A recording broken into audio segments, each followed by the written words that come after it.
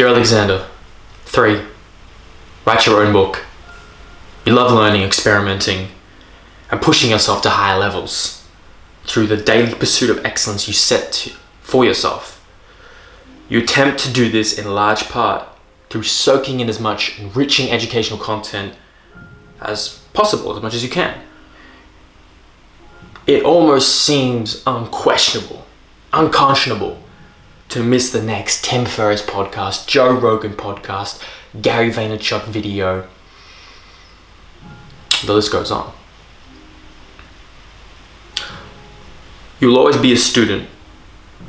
You're dedicating this current time in your 20s for a state of mass learning and experimentation through various outlets.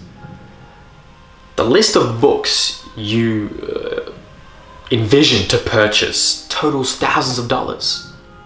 It's true, it's hundreds of books.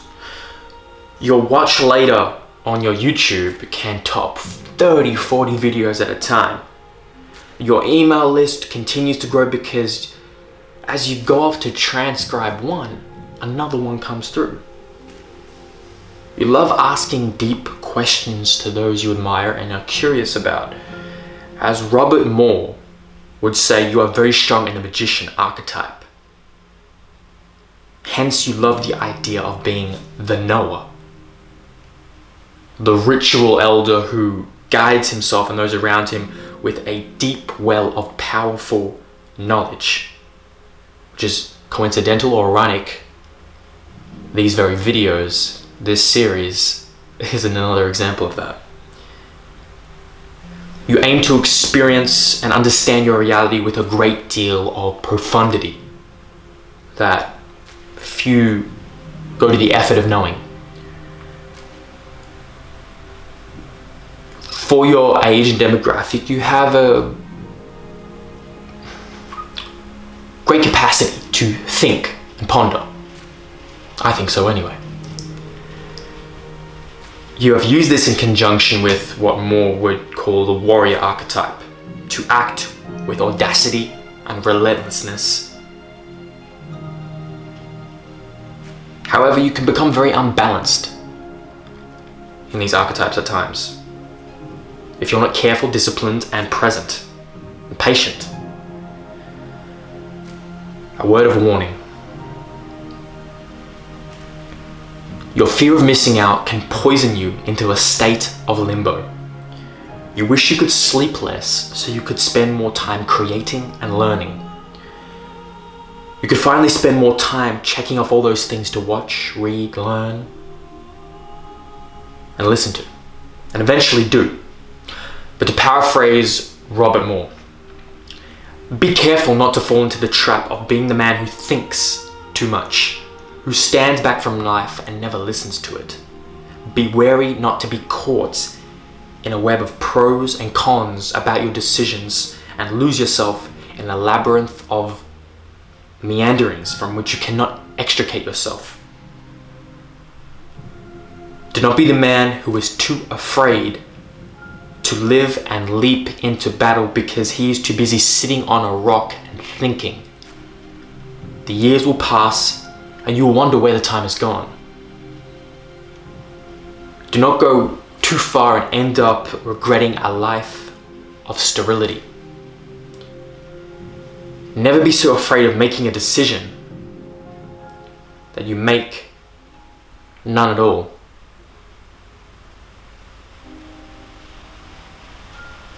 To balance this archetypical energy of the magician, or whatever you want to call it, you'll eventually get to a point in your life where you will cull almost everything. Like Elliot Hulse did about a year ago. We got rid of all these books, or majority of these books, donated them. Almost kind of a minimalist type of lifestyle. It's only a matter of time. You'll get to a point where you'll massively reduce the amount of media, content you consume. By the time you read this again, you may be much closer to making that decision. I think in part, reading this now, I'm in some ways already making decisions towards that. You know, whether it be simple things like reducing the amount of pages I like on Facebook, reducing the amount of unfollowing the amount of friends that aren't giving me substance, unsubscribing from channels. These are just all ways and techniques to reduce the amount of chaos or input, sensory input, right? Reducing it to the only amount that is ultra valuable.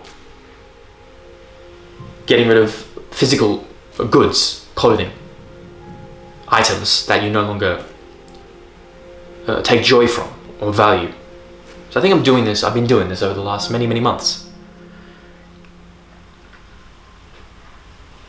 But and the next line I say is, or you may already be living it, which I just pointed out I was, and I am, in some small way anyway.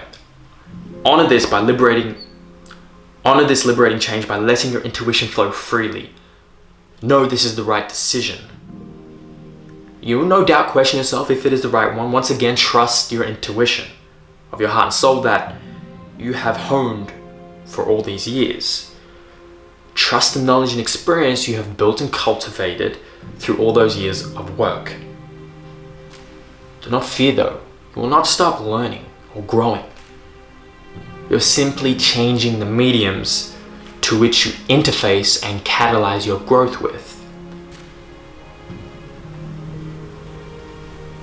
Instead of predominantly learning through the incredible resource of the internet, you'll most likely move to enriching face-to-face human contact, or rather, that might become your predominant source.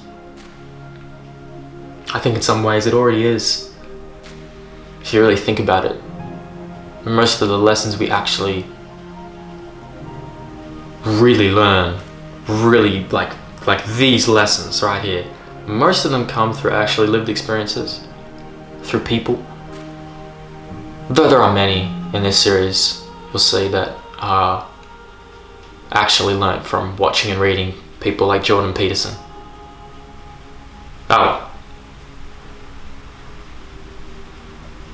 It will make you uncomfortable at first as you reflect on all the groundbreaking, thought-provoking, inspirational things that you might be missing out on through all these other platforms that you obsessively consume, almost obsessively. Maybe I'm in denial.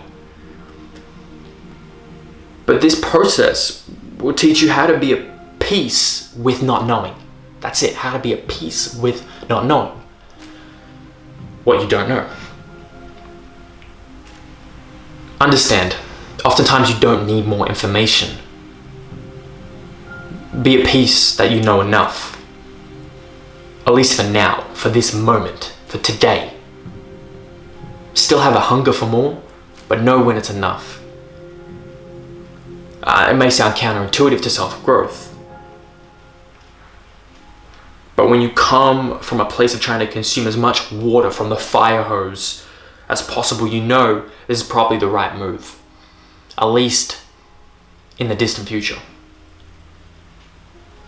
Remember, Alexander, just because you know more doesn't mean you are grounded with the information you know. There's a difference. The most important book in our lives is self-reflection. Write your own book. And that is exactly what I'm doing with this right here. Writing my own book. And I'm very, very glad I am.